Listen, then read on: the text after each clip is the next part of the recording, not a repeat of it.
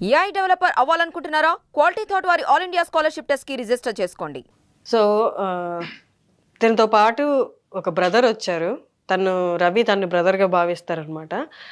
కొన్ని కారణాలు అయితే ఆయన కెమెరా ముందుకు రావట్లేదు, బట్ ఎప్పుడు తనతో ఉంటారనమాట. మ్యాక్సిమం టైం తను చెప్తారు దాని గురించి. మీరు చెప్పండి, ఇప్పుడు ఈ పరిస్థితికి కారణం ఏంటి?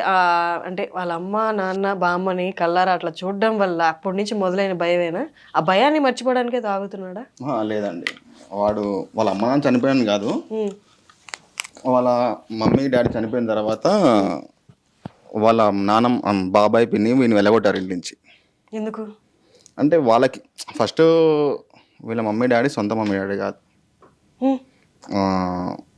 వీళ్ళ మా నాన్నమ్మ పెంచుకున్నారు అని తీసుకొచ్చి. వీళ్ళ అమ్మ నాన్న ఆమె ఉన్నంతసేపు వీడు ఒక రాజు అనమాట వాళ్ళకి.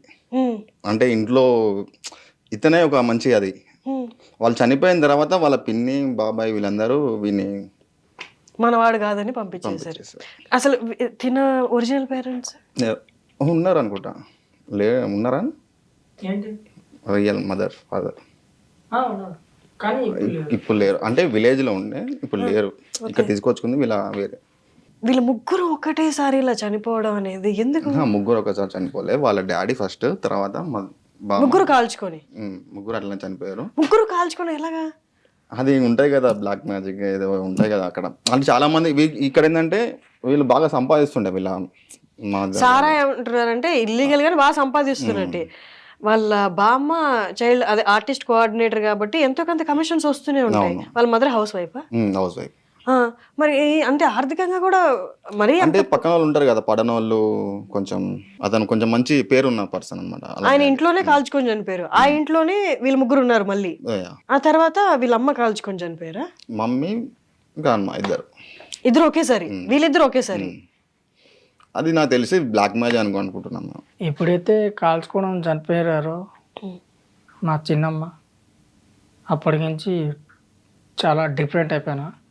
ప్లస్ మా నాన్న అంటే ఫుల్ మాస్. అంటే మొత్తానికి చెప్పాలంటే ఇప్పుడు ప్రభాస్ మూవీ డమ్ డమ్ బోర్రు మజా మస్తు మజా అన్నట్టు మొత్తం దులిపెట్టు. సెకండ్ దులిపెట్టు మాదే. పుష్ప గల్లీ అంటే ఎవడైనా చెప్తాడే సన్నాలు. ఎంత సంపాదించేవాడు రోజుకి అప్పుడు నువ్వు? అంటే ఇప్పుడు ఇల్లు కట్టింది అదే ఆ పేరు మీద. నీ డబ్బులతోనే ఇల్లు కట్టారు నువ్వు సంపాదించిన దాంతో? చైల్డ్ ఆర్టిస్ట్ గా వెళ్ళి. అవును. ఎంత తీసుకునేవాళ్ళు గుర్తుందా? 1000.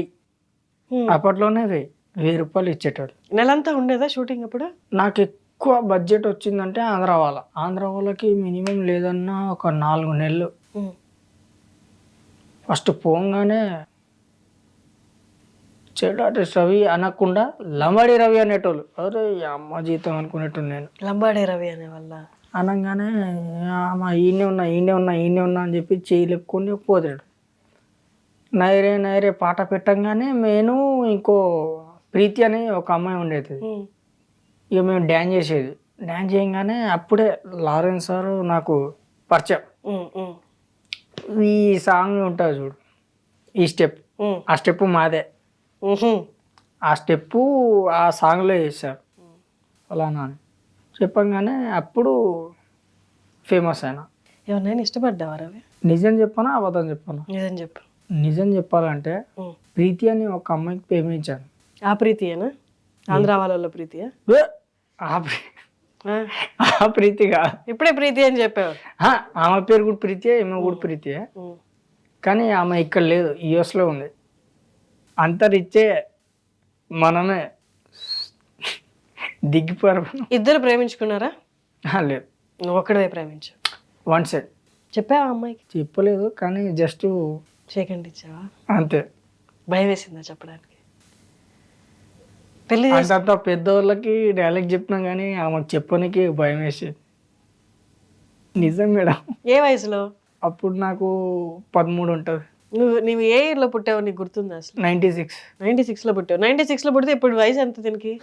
28. ఏంటన్నా? లేదన్నా.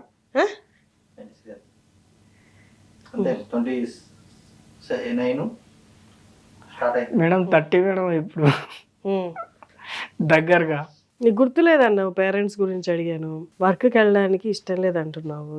ఏ వర్క్? ఇప్పుడు ఏదైతే shooting set work okay. Set వరకు ఓకే, షూటింగ్ పో. నేను ఎవరైనా డైరెక్టర్ పిలిచారా? బాబీ గారు పిలిచారు. డైరెక్టర్ బాబీ గారు పిలిచి చెయ్యి ఈ రోజులు అన్నారు. ఎప్పుడు? డాకు మహారాజ్లోనా? అది సినిమాలో నాకు కూడా ఎన్ని నెలల క్రితం పిలిచారు? ఓ సంవత్సరం అవుతుంది. డాకు మహారాజ్ పిలిచినప్పుడు నేను నువ్వు అని చెప్పి ఒప్పేసి ఇట్లా స్మోక్ గంప పట్టుకొని వెళ్ళిపోయి. ఓ సెట్ లో ఉన్నప్పుడు అడిగారా చెయ్యని? ఏ సెట్ లోనే ఆల్రెడీ ఉన్నావు కదా, ఇప్పుడు నువ్వు ప్రొడక్షన్ పని చేస్తున్నావు, దాని బదులు యాక్టింగ్ చేయొచ్చు కదా అక్కడే ఉండి. అక్కడ దానికంటే డబ్బులు ఇస్తాడు, సాయంత్రం పంపించేస్తాడు. మీరు అట్లా అనుకుంటున్నారు కానీ అప్పటికి మనకు డోస్ లేదు. లేదు, ఇప్పుడు తాగకుండా ఉండడానికి పోతాను. తాగకుండా ఉండలేడు అసలు. ఒక 2 days తాగలేదు, బంద్ చేపించాము. మార్నింగ్ సాయం పైకి ఎక్కేసాడు బిల్డింగ్ మీదకి. మంది ఇప్పిస్తే దిగుతా, లేదంటే చచ్చిపోతా ఏం దిగుకి. అంతా అటాక్ అయిపోయింది దానికి, మందుకి. అమ్మ వాళ్ళు చనిపోయింది ఎప్పుడు? వీళ్ళ అమ్మ వాళ్ళు చనిపోయింది ఎప్పుడు? 7-8 years 8 years అవుతుంది. అక్కడ నుంచి ఎక్కువ అయిపోయింది.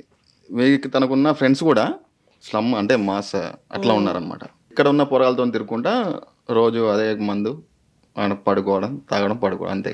తిరిగి మానేయాలని ఉందా? చెయ్యాడు, చేసి చచ్చిపోతాడు. ఒక 2 రోజులు బంద్ చేయించినాం మేము. 3వ రోజు ఎక్కిండి బిల్డింగ్ ఎక్కేసిన పైకి. మెట్లు లేకుండా వాల్స్ పట్టుకుని ఎక్కేసావు పైకి? ఎక్కేసి పిచ్చి. కాదు అసలు చూడు ఎంత ప్రౌడ్ గా చెప్పుకుంటున్నాడా. గుర్తుంది నాకు, గుర్తుంది. వాడు చాలా సినిమాలు వచ్చాయి, ఆఫర్స్ వచ్చాయి, నిజంగా గుర్తుంది. సామి శరణం అని అట్లా బాదుకుంటూ ఉంటున్నా. చెయ్యి తీస్తే చచ్చిపోతావు అంటే అబ్బా అని చెప్పేసి ఈ చెయ్యి పట్టుకోకుండా అట్లే గట్టిగా పట్టుకొని ఉన్నా. నాకు ఎటు అర్థం కాల. ఏమో నాకేందో చెవులో అట్లా వినిపిస్తుంది నాకు. చెవులో వినిపిస్తుంటే ఏంటి ఇది అని చెప్పేసి నాకు అప్పుడు అర్థం కావట్లా. ఖాళీ చెయ్యి తీయొద్దు అన్నది. చెట్టుకు చూస్తున్నా, ఇక నేను దర్శనం చేసుకుంటున్నా చెట్టుకే. ఆ సైలెన్స్ ఏంటరా అంటే తెల్లారి లేచిన తర్వాత తెలిసింది. అది కూడా ఇక ఇది ఎప్పుడు, ఏ టైంలో? రీసెంట్గా సంవత్సరం కిందే. ఏదేదో పురుగులు ఎక్కుతున్నట్టు, జేబులకేం ఎక్కుతున్నట్టు, ఇక్కడికి ఎక్కుతున్నట్టు, కర్ర కర్ర కర్ర కర్ర అని కొడుతున్నట్టు, ఏదేదో పిచ్చి పిచ్చిగా. అంటే తాకపోతే 3 రోజులు మానేసిన మేడం. 3 రోజులు మానేసి దాని తర్వాత అబ్బు నరకం మామూలు కాదు. అమ్మో తాకుండా నేను ఉండలేను రో నాయన. తాగినాక బాడీ లిమిట్లో నాకు వచ్చింది. ఇప్పుడు బాగుందా? ఇప్పుడు ఓకే. అన్నతోనే ఉంటావా ఇంకా? అన్నతోట. నువ్వు ఇంకొంచెం తగ్గించిన తర్వాత నువ్వు మొట్టమొదట చేయాల్సిందే, నువ్వు వెళ్ళి లారెన్స్ గారిని కలు. నిన్నట్టే ఇప్పుడు స్కూల్కి పంపించలేరు కాబట్టి నువ్వు వెళ్ళి ఫస్ట్ పోయినాక నన్ను కొడతాడు మేడం. కొట్టించుకో, పర్లేదు కొట్టించుకో. ఆయన మంచి ఆయన కదా, నీకు ఒకప్పుడు హెల్ప్ చేయి, నీ లైఫ్ని ఒక దారిలో పెట్టాలనుకున్నాను కదా, నువ్వు వెళ్ళి కలువు. నీ లైఫ్ నిజంగా అక్కడి నుంచి ఇంకా మారిపోతుంది. ఫస్ట్ ఆఫ్ ఆల్ నువ్వు ఎందుకు ఊరికిపోయినావు అని చెప్పేసి నన్ను కొడతాడు మేడం. అవును, ఆ వయసులో ఎవరైనా వెళ్తారులే, క్లారిటీ ఉండదు. ఆయన అంత మెచ్యూర్డ్, నిన్నేం కొడతాడు, నువ్వు చచ్చిపోయేదాకా నేను కొట్టాడు, అలా 2 దెబ్బలు వేసినా ఇంక నుంచి నువ్వు బాగుండేలా చెప్తాడు ఆయన. నిన్ను ఆ వయసులోనే నీ మంచి కోరుకున్న ఆయన ఇప్పుడు ఈ పరిస్థితిలో చూసి ఎవరు లేరు అని నువ్వు ఫీల్ అవుతున్నప్పుడు నేను ఎందుకు దగ్గరకు తీసుకోడు? నీలాంటి ఎన్నో వేల మందిని ఆయన దగ్గరకు తీసుకుంటున్నాడు కదా, వాళ్ళందరికీ ఆయన అమ్మా నాన్న అయ్యాడు కదా. నువ్వు కలుస్తావు మరి?